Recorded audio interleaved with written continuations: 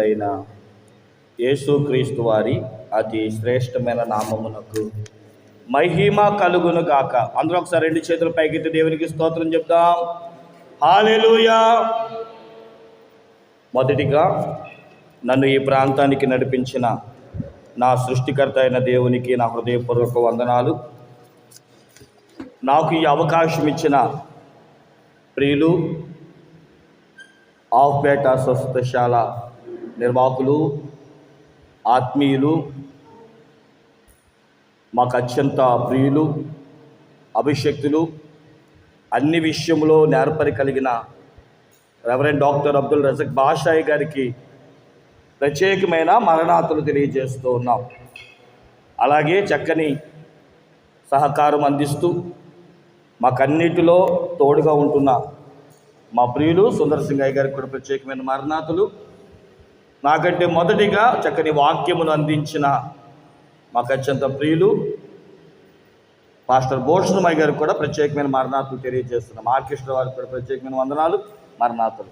అలాగే ఎంతో భక్తి శ్రద్ధలుగా దైవ సందేశాన్ని వీక్షిస్తూ ప్రభు యొక్క మాటలను ఎత్తిపట్టుకొని ప్రభు సన్నిధానమందు సిద్ధపరచు నిమిత్తము ఏర్పాటు జనముగా కూడి ఉన్న మీ అందరికీ మరణాత. అందరు మన్నా చెప్దామమ్మా. నేను మిమ్మల్ని విసిగించును.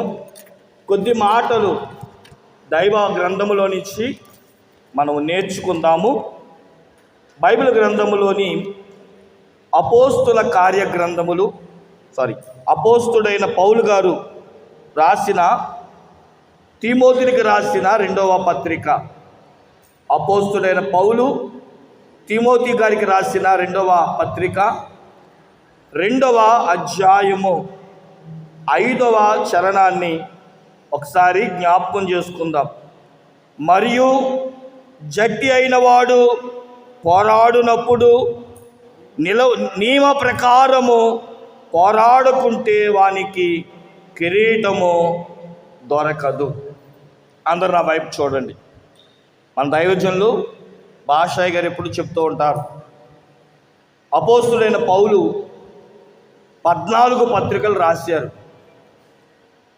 అందులో కొన్ని పత్రికలను మనము సిద్ధాంత పత్రికలని, మరికొన్ని రాకడ పత్రికలని, మరికొన్ని స్థిర పత్రికలని, ఇదిగో ఈ తిమోతి మొదటి 2 పత్రికలు, తీతుకు, ఫినెహాసు పత్రికలు కాపరి పత్రికలని పిలుస్తూ ఉంటారు.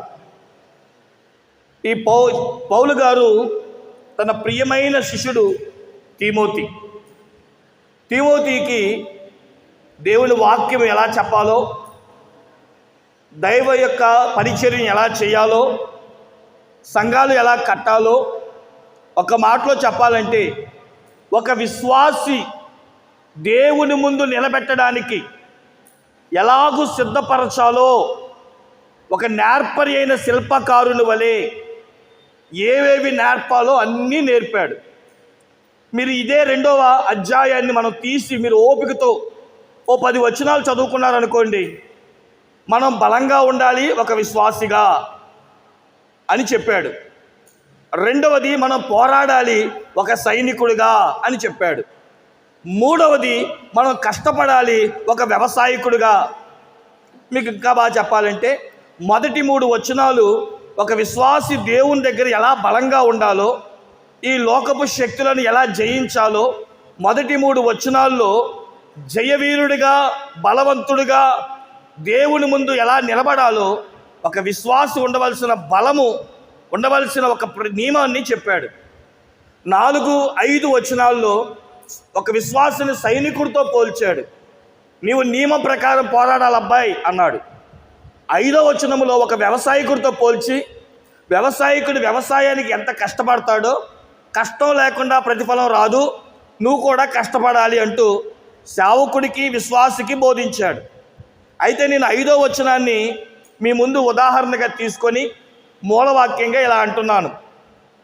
మనందరికీ కూడా పరుగు పందాలు తెలుసు, ఆటలు తెలుసు. కొన్నిటికి నియమాలు ఉంటాయి, నిబంధనలు ఉంటాయి. అదేనండి రూల్స్. కబడ్డీ ఆడాలి, ఒక రూల్ ఉంది. క్రికెట్ ఆడాలి, ఏమండి ఒక ఓవర్ ఉంటుంది, 6 బంతులు ఉంటాయి. అష్టాచమ్మ ఆడాలి. మీ భాషలో చెప్పాలంటే లేడీస్కి ఏమండి 6 పిక్కలు పడాలో 12 పిక్కలు పడాలో మీకు తెలుసు కదా. ఎలా ఆడాలో ఒక పద్ధతి ఉంది. ఎలా ఆడితే గెలుస్తామో ఆ తెలివితేటలతో ఆ పద్ధతితోనే ఆడాలి. నేను పద్ధతిగా ఆడను అనుకుంటే ఏమవుతుంది? అసలు ఆటే రాదు. దేవునిలో కూడా ఒక పద్ధతి ఉంది. దేవుని పద్ధతి తెలుసుకున్న విశ్వాసి దేవుని దగ్గర కిరీటాన్ని పొందుతాడంట. దేవునికి స్తోత్రం చెప్పండి. పద్ధతి లేకపోతే జయాన్ని పొందలేరు. సరిగ్గా విశ్వాసిగా ఉండకపోతే, ఒక సైనికుడిగా నిన్ను నువ్వు పోల్చుకో. ఈరోజు ఒక సైనికుడు క్రమముగా కత్తి ఎలాగా పట్టుకొని ఆడించాలో, విల్లు ఎలాగ పట్టుకొని సంధించాలో, యుద్ధం ఎలాగ చేస్తే గెలుస్తామో ఒక సరి అయిన అవగాహన లేకపోతే ఒక సైనికుడు గెలవలేడు. ఓ విశ్వాసి, నీవు కూడా బైబిల్ గ్రంథంలో ఒక చక్కని మాట ఉంది. యోబు గ్రంథం 7వ అధ్యాయం 1వ వచనములో, భూమి మీద నరుడి కాలము యుద్ధ కాలము కాదా అంటున్నాడు. ఈ భూమి మీద ఉన్న ప్రతి మనిషి రోగాలతో పోరాడుతున్నావు లేదా? ఈరోజు ప్రియమైన దేవుని బిడ్డలారా, కొంతమంది శత్రువులతో పోరాడుతున్నారు, కొంతమంది రోగాలతో పోరాడుతున్నారు. అసలు మనకి పోరాటం అన్నీ రాదనేది ఎవరనాలి? ఈ రోజుల్లో కాదు, కానీ ఒక 10 సంవత్సరాలు వెనక్కి వెళ్ళండి.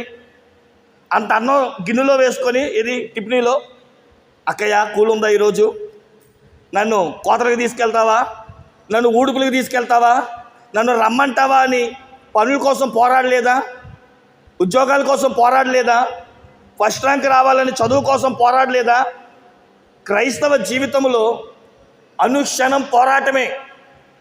పోరాటము లేదు అన్నవాడు క్రైస్తవుడు కాదు. అందుకనే యోబు భక్తుడు, మా జీవితకాలం అంతయు పోరాటాలే, నేను ఒక సైనికుడినే అనే మాట చెప్తున్నాడు. అందుకని మన దైవజనులు ముంగమూరి దేవదాస్ అయ్య గారు కూడా ఓ చక్కని పాట రాస్తూ, జయము కీర్తనలు జయ శబ్దముతో ప్రయముగా పాడండి, జయము జయమాయనులేండి, జయమే క్రీస్తుని చరిత్ర ఎంతట, జయమే మరణమునా గోడా, జయమే నిత్యమునా సాద్విలాస్. దేవుని బిడ్డలారా, ఎవరైనా ఆటలో కానీ చదువులో కానీ పనుల్లో కానీ గెలిచేవాడిని గుర్తుపెట్టుకుంటారా, ఓడిపోయేవాడిని గుర్తుపెట్టుకుంటారా? చదువులో మధ్యలో ఆగిపోయి ఏమండి అలాంటి వారిని ప్రపంచం గుర్తుపెట్టుకోదు.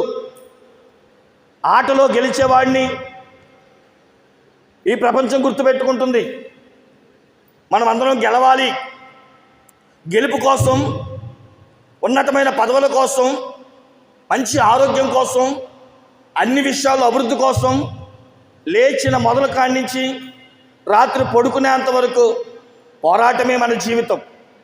మరి ఇన్ని పోరాటాల మధ్య పోరాడుతున్నావే, జయం ఎందుకు నీకు కలగట్లేదు? కారణం నియమం నీకు తెలియట్లేదు. బైబిల్ గ్రంథంలో ప్రతి పోరాటానికి ఒక నియమం ఉంది. రూల్స్ అండ్ రెగ్యులేషన్స్, నియమ నిబంధనలు, అవి పాటించేవాడే గెలుస్తాడు. బైబిల్ గ్రంథంలో అనేకమైన యుద్ధాలు జరిగినాయి. మా ప్రియులు భోషణమయ్య గారు కూడా ఇప్పుడు గిద్యోని యుద్ధం గురించి చెప్పినప్పుడు నాకు అనిపించింది, ఎవరిని పడితే దేవుడు ఎన్నుకోలా. యుద్ధము ఎలా పడతాలో ఉచితంగా జయము రాలా. కాబట్టి ప్రియమైన దేవుని బిడ్డలారా, ఒక వ్యక్తి విజయాన్ని సంపాదించాలి అన్నా, ఒక వ్యక్తి జయాన్ని చూడాలి అన్నా, సక్సెస్ కోసం పిల్లలు రాత్రి పగలు చదువుతున్నారు. విశ్వాసి రాత్రి పగలు ఉపవాసం ఉండి పరలోకానికి చేరాలి, భక్తిలో ఎదగాలి అంటూ పోరాడుతున్నారు. మరి అయినా ఎందుకు విజయం రావట్లా? బైబిల్ గ్రంథంలో ఆ నియమం ఈరోజు మీకు చెప్పాలని ఆశపడుతున్నా. ఈరోజు స్వస్థత కోసం వచ్చావు, ఆ స్వస్థత పొందాలంటే నియమం ఉంది. చదువుల కోసం వచ్చావు, మంచి రిజల్ట్స్ కోసం వచ్చావు, వ్యాపారంలో అభివృద్ధి కోసం వచ్చావు, కానీ ఏంటో వచ్చావు వెళ్తున్నావే తప్ప ఏ విషయంలో కూడా మనం విజయాన్ని పొందుకోలేకపోతున్నాం. ఈరోజు చాలామంది చేసే పొరపాటు ఏంటంటే తప్పు వారిలో పెట్టుకొని మందిరం మంచిది కాదేమో, శాలలో అద్భుతాలు జరగట్లేదేమో, సేవకుల్లో శక్తి తగ్గిపోయిందేమో అంటూ తమలో లోపాలను దాచుకొని శాల మీదను, వ్యక్తుల మీదను, మందిరాల మీదను, ఆఖరికి దేవుని మీద కూడా నెపం మోపేసి ఇక్కడ కాదులే ఇంకో చోట అంటూ ఆ వ్యక్తి తిరుగుతున్నాడే తప్ప విజయాన్ని మట్టుగా పొందుకోలేకపోతున్నాడు. కాబట్టి ప్రియమైన దేవుని బిడ్డలారా, ఈరోజు ఇక్కడికి వచ్చిన మీ అందరికీ దేవుడు మనల్ని స్వస్థపరచును గాక, దేవుడు మన విజయాన్ని అనుగ్రహించును గాక, అన్ని విషయంలో అభివృద్ధి పొందుదురు గాక. ఆశతో అయితే ఆమెనని ఆశతో అయితే చేతులు ఎత్తారు. కానీ 4 విషయాలు మీ ముందు పెడతాను. బైబిల్ గ్రంథంలో ఉన్నవే, నేనేం కొత్తగా చెప్పట్లా. ఇవి పాటిస్తే సక్సెస్ నీ గుమ్మంలో ఉంటుంది. ఇవి పాటిస్తే అద్భుతమైన రిజల్ట్స్ ఈ నెల ఆఖరిలో నువ్వు చూడబోతున్నావు. అట్టి కృప దేవుడు మనకు అనుగ్రహించును గాక. ఒక వ్యక్తి పోరాడి విజయాన్ని సంపాదించాడంట. చూద్దాం ఒకసారి. నిర్గమాకాండము 17వ అధ్యాయము. నిర్గమాకాండము 17వ అధ్యాయము 10-11 వచనాలు మనము చదవగలిగితే, యెహోషువ మోషే తనతో చెప్పినట్లు చేసి అమాలేకులతో యుద్ధమాడెను. మోషే అహరోనులు ఆ కొండ శిఖరం ఎక్కిరి. మోషే తన చెయ్యి పైకెత్తినప్పుడు ఇశ్రాయేలీయులు గెలిచిరి. మోషే తన చెయ్యి దించినప్పుడు అమాలేకులు గెలిచిరి. నా వైపు చూడండి, నేను చెప్తాను. మాకు కూడా పల్లెటూరులోవే కాబట్టి ఒక కథ రూపంలో చెప్పడం నాకు అలవాటు. ఇశ్రాయేల్ ప్రజల్ని దేవుడు కాపాడాడు. 430 సంవత్సరాలు బానిసత్వంలో మగ్గిపోతుంటే మోషే నాయకత్వంలో దేవుడు 10 అద్భుతమైన కార్యాలు చేశాడు. కానీ అది ఇశ్రాయేలుకి అద్భుతాలు, ఐగుప్తీలకేమో కష్టాలు, తెగుళ్ళు. సరే, చివరికి 10వ తెగుళ్ళు ఐగుప్తి వారికి కలగగా నీకు దండం పెడతామో మా దేశాన్ని వదిలి వెళ్ళిపోండి అని ఇశ్రాయేల్ని పంపించేశారు. ఎర్ర సముద్రం దాటారు. వారి అవిధేయతను బట్టి వారు ఆ ప్రాంతాల్లో తిరుగుతూ ఉండగా ఒక పర్యాయము వారు రఫాదేము అనే ఆ ప్రాంతానికి వస్తారు. నీళ్లు కావాలని మోషే దగ్గర సొలిగితే మోషే ప్రార్థన చేసి కొండలో నుంచి, బండలో నుంచి నీళ్లు తెప్పించాడు. అలిసిపోయిన వారి జీవితంలో రఫాదేములు అనే వారు యుద్ధానికి వచ్చారు.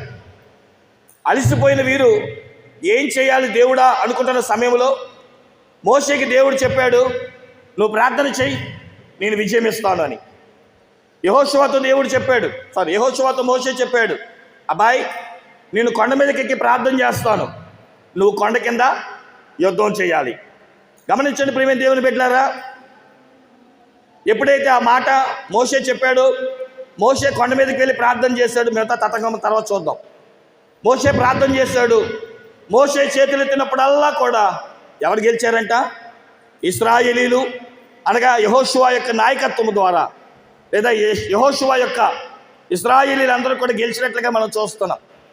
ప్రియమైన దేవుని బిడ్డలారా, మనం విజయం సాధించాలంటే ఏవేవో చేయక్కర్లా, ఖచ్చితమైన ప్రార్థన చేస్తే చాలు. దేవునికి స్తోత్రం చెప్పండి.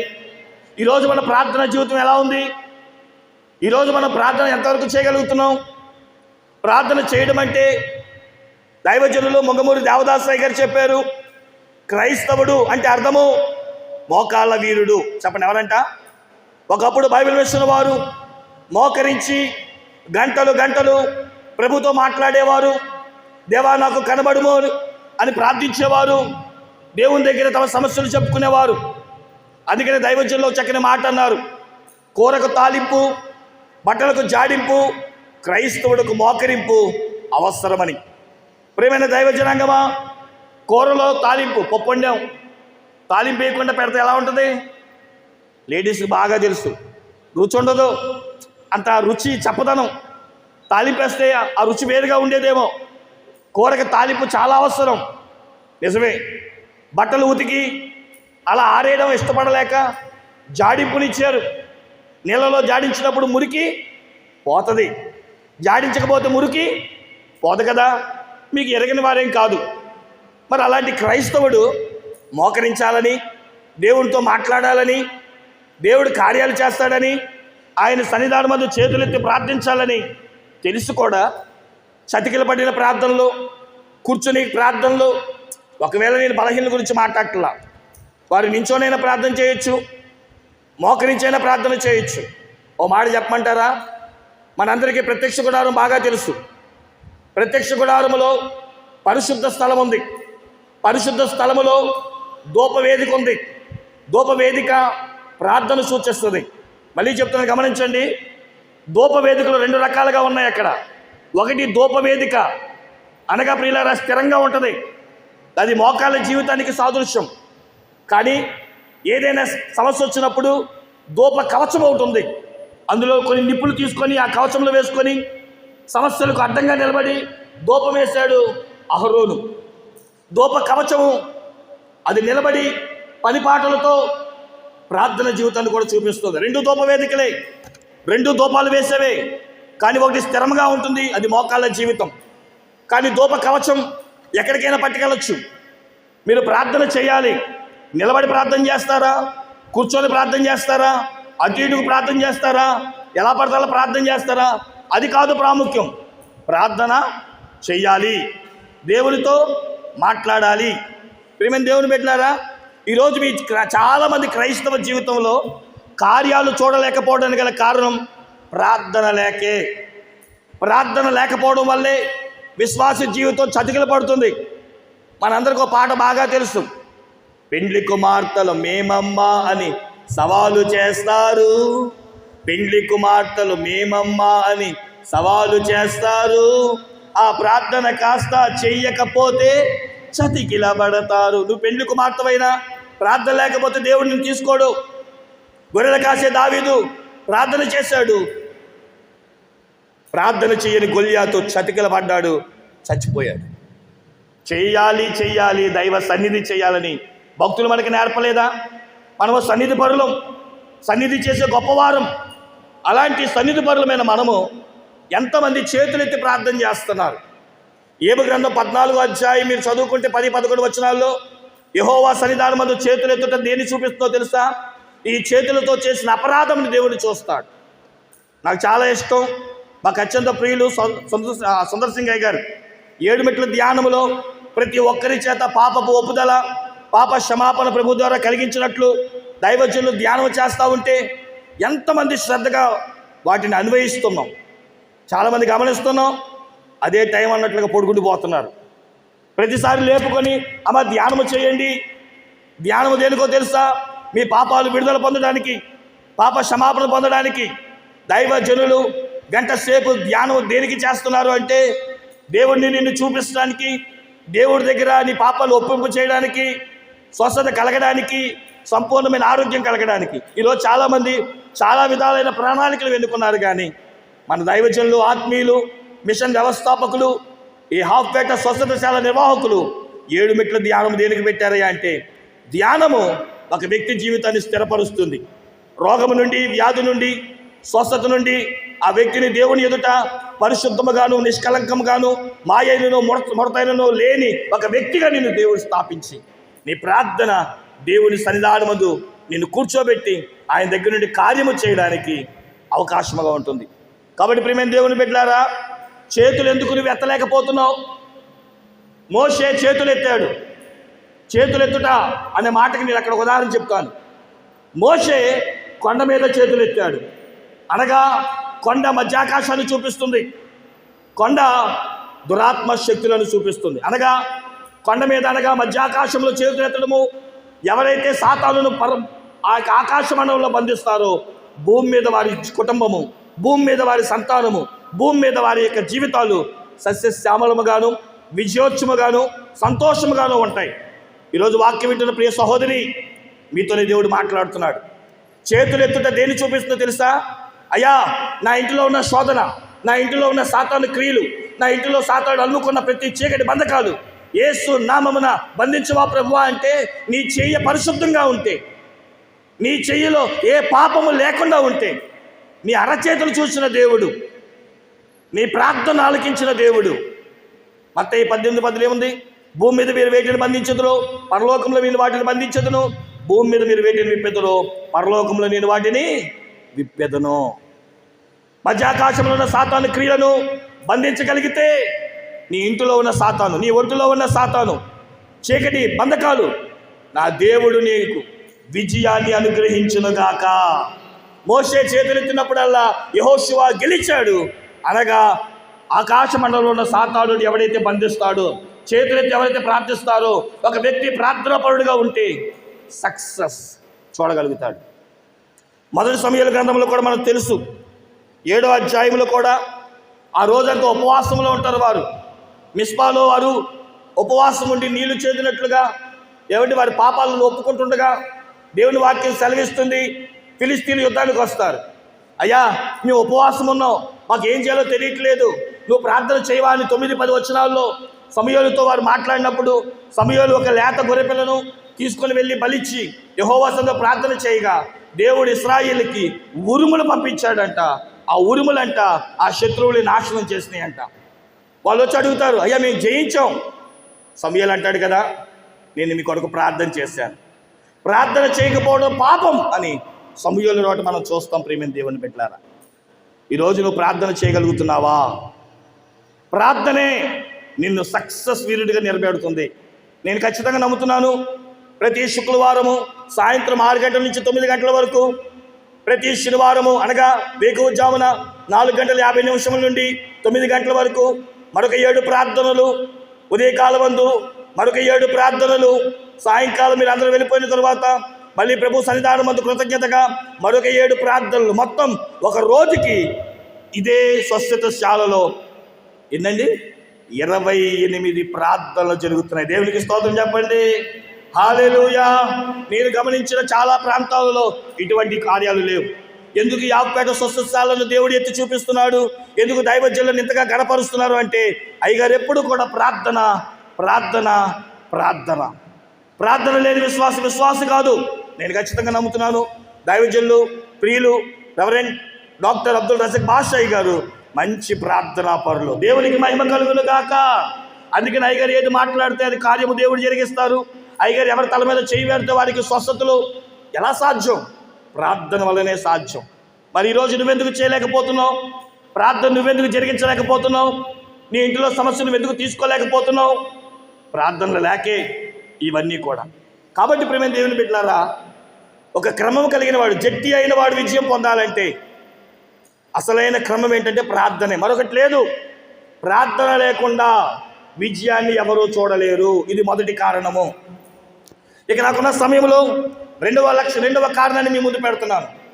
మనం చదవగలిగిన వారు అయితే మొదటి సమూయేలు గ్రంథము 4వ అధ్యాయాన్ని మనం తీసిపెట్టుకుంటే అక్కడ మరొక క్రమాన్ని, మరొక అనుభవాన్ని మనం చూడవచ్చు. ప్రియమైన దేవుని బిడ్డలారా, నేను ఇలా చెబుతాను, తర్వాత మీరు వచ్చినాను చదువుకుందరు. ఫిలిస్తీన్లు ఇశ్రాయేలు మీదకి యుద్ధానికి వచ్చారు. అయితే ఏలి అనే దైవజనుడు షిలోహులో ఉన్నాడు. ఆయనకి 2 కొడుకులు, ఒప్ని, ఫినెహాస్. వీళ్ళిద్దరూ ఎలాంటి వారయ్యా అంటే పరమ దుర్మార్గులు. దేవాలయానికి వచ్చిన స్త్రీలతో పాపిష్టమైన పనులు చేస్తూ ఉంటారు. అయినా మేము కూడా సేవకులమే అని చెప్పి గొప్పగా తిరుగుతున్నారు. అయితే యుద్ధం చేయాల్సిన సమయం వచ్చినప్పుడు ఆలోచన చేయండి ప్రియమైన దేవుని బిడ్డలారా, మీరు 10, 11, 12 వచనాలు చదివితే ఇశ్రాయేలీయుల్లో ఇంచుమించు ఒక 3,000 నుండి 30,000 మంది చనిపోయారు. ఎందుకు ఇలాగ జరిగింది అని అంటే వారికి 3వ వచనంలో ఒక విషయం గుర్తొచ్చింది. మీరు ఇంటికి లేక మొదటి సమూయేలు గ్రంథం 4వ అధ్యాయము 3 నుంచి 5 వచనాలు, 10 నుంచి 12 వచనాలు మనం చదువుకుంటే వాళ్ళ తండ్రి చెప్పిన మాట ఏంటో తెలుసా? అబ్బాయి, మీరు ఎక్కడికి వెళ్ళినా, ఏ యుద్ధము చేసినా మీ యుద్ధములో దేవుని మందసము ఉండాలి. చెప్పండి, ఏముండాలంట? దేవుని మందసము ఉండాలి. మందసము లేకపోతే విజయం లేదు. అయితే ప్రియమైన దేవుని బిడ్డలారా, ఎప్పుడైతే వారికి అది గుర్తొచ్చిందో మందసాన్ని తాగలిగారు కానీ దేవుని తీసుకురాలేకపోయారు. బైబిల్ చెప్తుంది, ఒప్ని, ఫినెహాసు చనిపోయారు. ఇశ్రాయేలుకి ఓటమి కలిగింది. ఏమండి, 3వ వచనములో ఒకప్పుడు అదే యుద్ధము చేసి ఇశ్రాయేలుకి విజయం కలిగింది. కారణం యెహోవా మందసం. ఇలా నన్ను చెప్పనివ్వండి, దేవుని మందసం ఎవరితో వస్తుందో తెలుసా? ఒకటి ప్రార్థన చేసేవారితో వస్తుంది, రెండవది పరిశుద్ధంగా జీవించే వారితో వస్తుంది. చెప్పండి, ఎవరంతా అంట?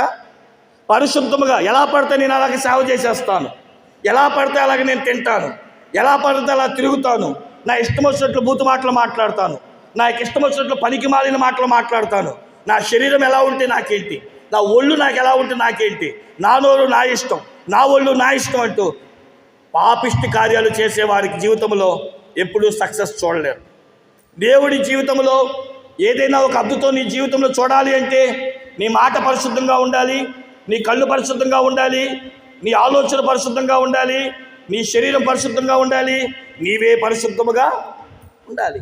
ఏమండి, ఆవరణంలోనికి ఎవరైనా వెళ్ళొచ్చు, పరిశుద్ధ స్థలంలో యాజకుడు వెళ్ళాలి, కానీ అతి పరిశుద్ధ స్థలంలోనికి ప్రధాన యాజకుడు వెళ్ళాలి. ప్రధాన యాజకుడు ఈ వస్త్రాన్ని ధరించినప్పుడు ఈ తాడు ఎందుకు కట్టారో తెలుసా? వినండి, నేను చెప్తాను. పరిశుద్ధ స్థలంలోనికి వెళ్ళిన వ్యక్తి అతి పరిశుద్ధంలోకి వెళ్ళినప్పుడు ఈ సేవకుడు పాపము చేశాడు అనుకోండి, అసలు తాడు ఇంత కాదు, ఇంచుమించు ఆ సిలువు దాకా ఉంటుంది. ఆలోచన చేయండి, అది ఆవరణము, ఇది పరిశుద్ధ స్థలము, ఇది అతి పరిశుద్ధ స్థలము. ఇక్కడ దాకా వచ్చేసాను, కానీ దేవుడికి నేను పాపము చేసిన వ్యక్తిగాను అపవిత్రమైన వ్యక్తిగాను కనబడ్డాను. వెంటనే దేవుడు చంపేస్తాడు. మరి లోపలికి రాకుండా ఈ సేవకుడిని బయటికి తీయాలంటే ఏం చేయాలి అంటే ఈ తాడు పట్టుకొని లాగాలి. అంగీకి గంటలు పెట్టాడు, గంటలు నడుస్తూ ఉంటే దైవజనుడు గంటలు మోగుతాయి. పరిశుద్ధ స్థలంలోకి వెళ్ళిన సేవకుడు బతుకున్నాడా లేదా అని చెప్పడానికి ఆ గంటలు చప్పుడే. ఒకవేళ ఆ గంటలు ఆగిపోయి సేవకుడు చనిపోతే ఈ తాడు పట్టుకొని లాగాలి. సేవకుడు ఎందుకు చనిపోయాడు? పాపం చేశాడు కాబట్టి, అపవిత్రమైన జీవితం కలిగి ఉన్నాడు కాబట్టి. ప్రేమైన దేవుని బిడ్డలారా, దేవుని వాక్యం వింటున్న ప్రియ దేవుని సహోదరి సహోదరుడా, మన జీవితంలో సక్సెస్, విక్టరీ, విజయం మనం చూడలేకపోవడం కారణం దేవుని మందిరానికి వచ్చినప్పుడేమో చాలా చక్కగా దేవా పాపిని ప్రభువా, అపరాధిని ప్రభువా అంటూ వస్తాం. ఒక ఆయన ఇలా అన్నాడండోయ్, ఏమనుకోకండి ఈ మాట చెప్తున్నానని. దేవుని దగ్గరికి వచ్చినప్పుడంట, దేవా నాకు కనబడము, దేవా నాతో మాట్లాడమని దైవ దర్శనం కోసం ప్రోకలాడతారంట. దేనికోసం? దేవుడు కనబడాలి, దేవుడు మాట్లాడాలని దైవ దర్శనం కోసం ప్రోకలాడతారంట.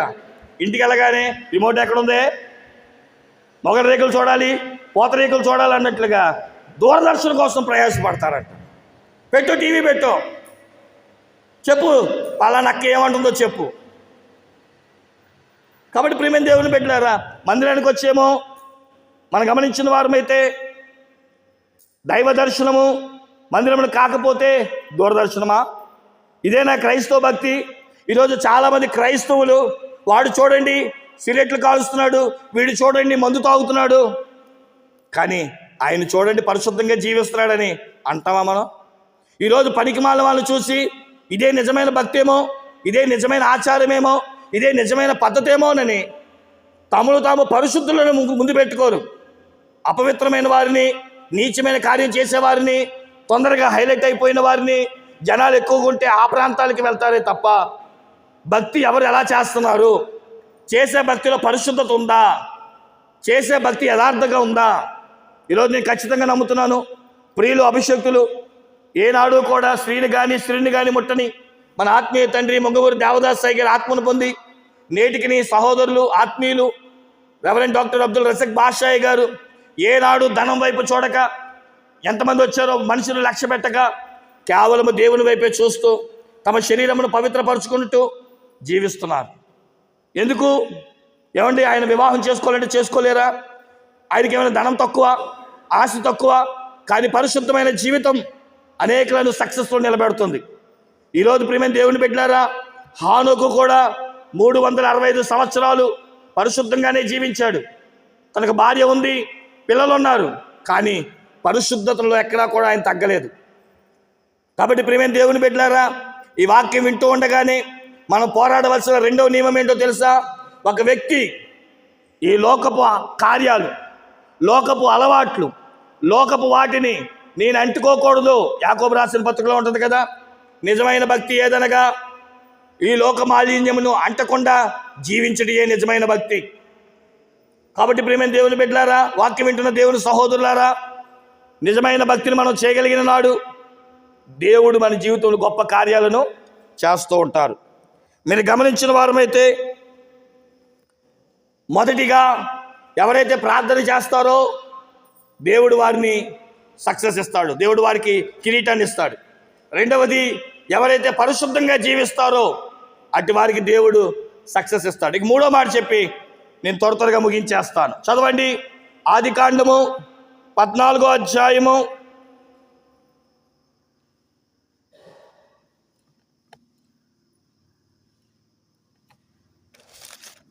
14వ అధ్యాయము 17వ వచనం.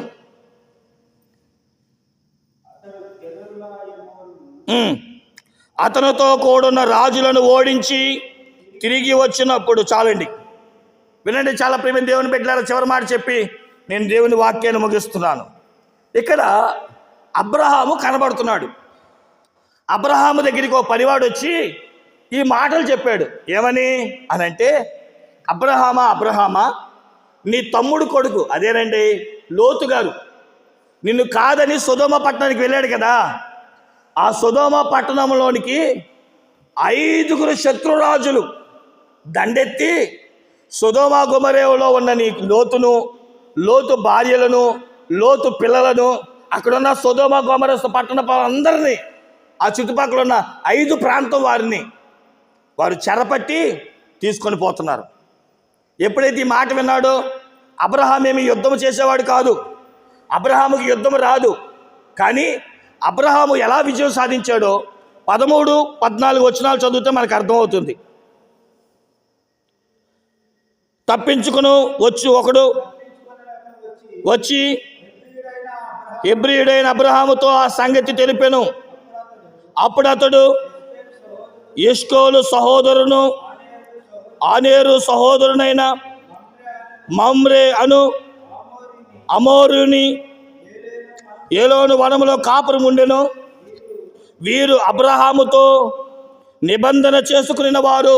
వినండి ప్రియమైన దేవుని బిడ్డలారా, ఇక్కడ 2 రకాలైన వ్యక్తులు ఉన్నారు. ఒకటి, నిబంధన చేసిన వారు. అబ్రహాము గెలవడానికి గల కారణం ఏంటి తెలుసా?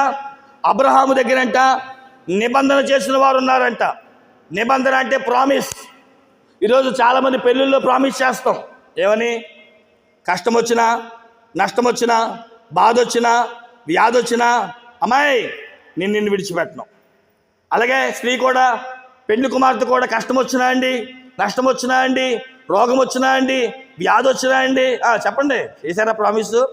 నేను మిమ్మల్ని విడిచిపెట్టను అంటాం. కొంచెం కష్టం రాగానే విడాకులు, కొంచెం కష్టం రాగానే నీ దారి నీది, కొంచెం సొమ్ము రాగానే ఆ ప్రామిస్లు ఏమైపోతాయో తెలియదు, ఆ నిబంధనలు ఏమైపోతాయో తెలియదు. అబ్రహాము విజయం సాధించడానికి గల కారణం, అతని దగ్గర నిబంధన చేసిన వారు ఉన్నారు, ప్రతిష్ఠిత జనం ఉన్నారు, దేవుని కొరకు నేను మీతోనే ఉంటాను అని ప్రామిస్ చేసిన వారు ఉన్నారు. నిజంగా ఈ శాల ఎంత అభివృద్ధి అవుతుంది, ఈ శాల ఎలా జరుగుతుంది అంటే దైవజనుల వెనకాల పరిశుద్ధాత్మ తండ్రి నిబంధన చేసి మాట ఇచ్చారంట. నేను నీతో సదాకాలము తోడుగా ఉంటాను, ఈ పరిచర్యకు నేను తోడుగా ఉంటానని చెప్పిన మాటను బట్టి ఈ శాల ఎంత అభివృద్ధికరంగా, ఏమండి ఎవరి వైపు చూడకుండా, ధనాన్ని లక్ష్య పెట్టకుండా, ఏమండి మీరు ఇచ్చి మనం ఇచ్చే సొమ్ము సరిపోద్ది అంటారా? అయ్యగారికి మనం వేసే కానుకలు ఈ శాలలో సరిపోతాయి అంటారా? మనం ఎంత వేస్తే దైవజనులకు సరిపోతాయి? కొన్ని వేల రూపాయలు ఒక్కరోజు ఖర్చు పెడుతున్నారు. నేను అంటాను, ఎక్కడి నుంచి వస్తున్నాయి అంటే దేవుడు ఇవ్వాలా. దీని వెనకాల నిబంధన చేసిన దేవుడు ఉన్నాడు. మనం కూడా ఏదో ప్రమాణం చేస్తాం. నెహెమ్యా గ్రంథము 10వ అధ్యాయము 39వ వచనములో ఇశ్రాయేలు ప్రజలు ఏమండి నెహెమ్యా కాలములో మందిరాన్ని కట్టేటప్పుడు ప్రామిస్ చేశారంట. ఒకప్పుడు మందిరాన్ని మేము కోల్పోయాం, ఇప్పుడు ప్రామిస్ చేస్తున్నాం, మేము మా మందిరాన్ని విడిచిపెట్టాం. ఈరోజు దేవుడు మన జీవితంలో సక్సెస్ చేయాలంటే జనవరి 1వ తారీఖున మనం ప్రామిస్ చేసిన ప్రామిస్ ఏదైతే దేవుడి దగ్గర, దైవజనుల దగ్గర మనం ఒక తీర్మానాలు తీసుకున్నామో, ప్రతిష్ఠిత జనముగా దైవజనులు వెనకాలే అయ్యా మేము ఉన్నంత వరకు మీతోనే ఉంటాము అని చెప్పారో, అలాంటి వారిని బట్టి నమ్మకస్తులు, అయ్యగారు చెప్పారు కదా, ఎంతమంది అంట? పిలువబడిన వారు, ఏర్పరచబడిన వారు, నమ్మకమైన వారుగా మనం ఉండాలంట. దేవునికి స్తోత్రం చెప్పండి. చక్కని వర్తమానము నాకంటే ముందు దైవజనులు భూషణమయ్య గారు చెప్పారు. నిబంధన ప్రజలు ఎలాంటి వారు? నమ్మకమైన వారు. 106వ కీర్తన 10వ వచనము మనం చదవగలిగితే, నమ్మకస్తుల కొరకు దేవుడంట వెతుకుతున్నట్లుగా మనం చూస్తాం. కాబట్టి దేవుని బిడ్డలారా, అబ్రహాము విజయాన్ని చూడడానికి అబ్రహాం ఏమి యుద్ధము చేసిన వాడు కాదు. 13వ వచనము, ఆదికాండం 14వ అధ్యాయం 13వ వచనములో అబ్రహాము వెనకాల నిబంధన కలిగిన వారు ఉన్నారు, మాట ఇచ్చిన వారు ఉన్నారు. అయ్యా మేము ఉన్నాం, నీ వెనకాల నిలబడతాం. మనం కూడా స్వస్థతశాల వెనకాల నిలబడి ఏమండి దైవజనులతో ఈ మాట చెప్పాలి. అయ్యా మేము ఉన్నాం, శాల ఉన్నంత వరకు మీతో ఉంటాం, శాల జరిగేంత వరకు మీతో ఉంటాం. ఈరోజు కొంతమంది అవసరాల కోసం వస్తారు, అవసరాలు తీరిపోయాక వదిలేస్తారు. అలా ఉండకూడదు. దేవుడి దగ్గర మనం నమ్మకమైన ప్రజలుగా, ఏర్పాటు చేయబడిన ప్రజలుగా, పిలువబడ్డ ప్రజలుగా, నిబంధన జనముగా దేవుడు మనల్ని స్థిరపరచునుగాక. దేవుడి సందులో ప్రామిస్ చేసావా? ప్రామిస్ కట్టుబడి ఉండు. ఇక 4వది మనం చూసిన వారమైతే ఇదే ఆదికాండము 14వ అధ్యాయం 14వ వచనంలో అబ్రహాము ఎంత అంట 318 మంది దాసీలు ఉన్నారంట. వీరందరూ కూడా అక్కడ మాట రాయబడింది. చూడండి ఏంటా మాట అంటే అలవర్చబడిన జనము. చెప్పండి ఎవరంటండి? ఎవరంట? అలవర్చబడిన జనం. అలవర్చడం అంటే నేర్చుకున్నవారు. ఎవరంట? ఏమండి శాలలో ఏమి నేర్చుకున్నావు? శాలలో ఏమి నేర్చుకున్నావు అని అంటే బైబిల్ గ్రంథంలో నేర్చుకున్న వారు కొంతమంది ఉన్నారు. ఇర్మియా గ్రంథం 9వ అధ్యాయం 20వ వచనములో ఇర్మియా భక్తుల ద్వారా దేవుడు చెప్పాడు, అబ్బాయి నీ పిల్లలకి కన్నీటి విద్య నేర్పు. ఏది వచ్చినా రాకపోయినా నీ పిల్లలకి కన్నీటి ప్రార్థన చేయడం నేర్పు, ప్రార్థన నేర్పు అంటున్నారు. మొదటి దినవృత్తాంతముల గ్రంథం 15వ అధ్యాయం 22వ వచనములో కెనన్యా అనే ఒక ఆయన ఉన్నాడంట. ఆయనకి మోత క్రమము తెలుసంట. ఆయనకంట మందసము ఎలా మొయ్యాలో నేర్పరి కలిగిన వాడంటండి, నేర్చుకున్నవాడు. మనము కూడా దేవుని మందిరములో ఎలాంటి నైపుణ్యత ఏమి నేర్చుకుంటున్నాం?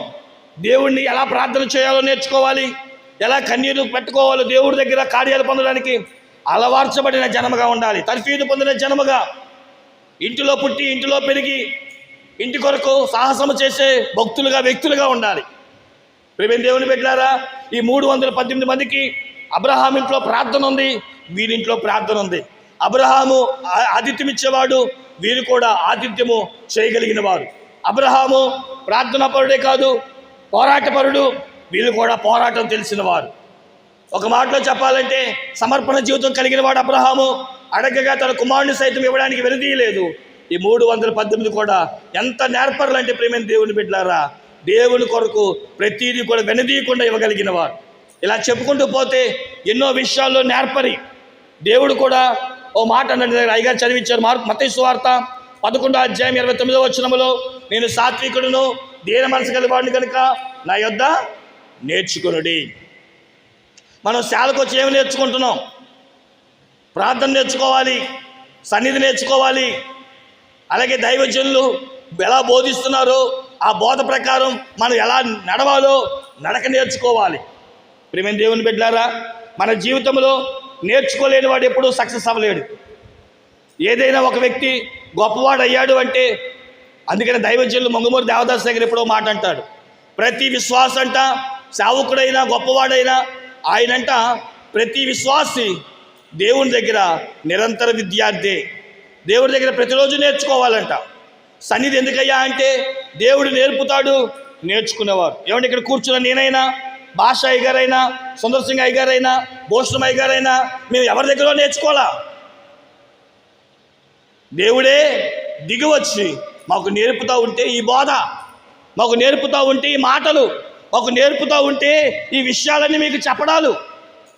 మరి ఈరోజు నువ్వేమి నేర్చుకుంటున్నావు? ప్రియమైన దేవుని బిడ్డలారా, మనం ఏమి నేర్చుకుంటున్నాము? భక్తి నేర్చుకోవాలి, పద్ధతులు నేర్చుకోవాలి, దేవుని దగ్గర ఎలా కూర్చోవాలో, దేవుని దగ్గర ఎలా నిలబడాలో, దేవుని దగ్గర ఎలా అడగాలో, దేవుని దగ్గర ఎప్పుడు కన్నీళ్ళు కార్చాలో, దేవుణ్ణి ఏం చేస్తే దేవుడు ప్రసన్నమవుతాడో, ఎలా ప్రార్థిస్తే దేవుడు కార్యాలు చేస్తాడో నేర్చుకునే వారముగా మనం ఉండాలి. అందుకనే మళ్ళీ మూలవాక్యం దగ్గరికి వచ్చేస్తున్నాం. జట్టి అయిన వాడు క్రమము ప్రకారం, నియమం ప్రకారం పోరాడితేనే విజయాన్ని సాధిస్తాడు. పోరాడితేనే విజయాన్ని సాధిస్తాడు, కిరీటాన్నైనా సాధిస్తాడు. నియమం తప్పితే ఆట తప్పుతుంది, నియమం తప్పితే విజయం తప్పుతుంది, సక్సెస్ తప్పుతాం. అందుకనే భక్తుల జీవితంలో నుంచి మీకు 4 పాఠాలు నేర్పాను. ఒక వ్యక్తి ఎప్పుడు సక్సెస్ అయ్యాడు? ప్రార్థన చేసినప్పుడు సక్సెస్ అయ్యాడు. ఒక వ్యక్తి ఎప్పుడు సక్సెస్ అయ్యాడు? ఒంటిని ఇంటిని కాపాడుకుంటూ పరిశుద్ధంగా ఉన్నప్పుడే సక్సెస్ అయ్యాడు. ఒక వ్యక్తి ఎప్పుడు సక్సెస్ అయ్యాడు? దైవజనుల దగ్గర తీర్మానం తీసుకొని, అయ్యా మేము కడ వరకు నీతోనే ఉంటామని మాట ఇచ్చి నమ్మకంగా ఉన్నప్పుడు, పిలువబడిన వారిగా ఉన్నప్పుడు, ఏర్పరచబడిన వారిగా ఉన్నప్పుడే సక్సెస్ అవుతాడు. ఇక 4వది, దేవుడి దగ్గర నేర్చుకునేవాడే ఎప్పుడు నిరంతర విద్యార్థిగా, నేను శాలకు రావాలి, నేను నేర్చుకోవాలి. నేను సాక్ష్యం ఇస్తాను, నేను ఈ శాలకు వచ్చిన తర్వాత నేను ఎన్నో నేర్చుకున్నాను. ఒక మాట చెప్పంటారా? ఆదివారం పూట నేను అంగి వేసేవాడిని కాదు. మన ఎవరు అడిగేవాడులే, ఎండాకాలంలో ఎవరు అంగి వేస్తారు, కాళ్ళకు షూ వేసేవాడిని కాదు, పైన వైట్ షర్ట్ వేసేవాడిని, కింద వేరే ప్యాంట్ వేసుకునేవాడిని.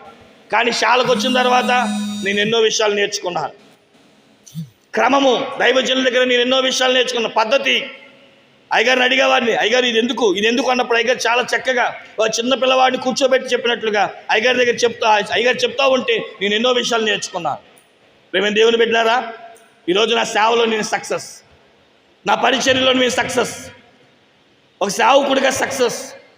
ఎందుకు మా జీవితంలో సక్సెస్ అని అంటే నేర్చుకునేవాడిగా ఉన్నాను కాబట్టి. మరి ఈరోజు నువ్వు ఎలా ఉన్నావు? వచ్చాను వెళ్ళాను అనుకుంటే ఏ కార్యాలు చూడలేమండి. ఓ మాట చెప్పి నేను ముగించేస్తాను. కష్టపడేవాడికే జీతం వస్తుంది, ఖాళీగా కూర్చున్నవాడికి కాదు.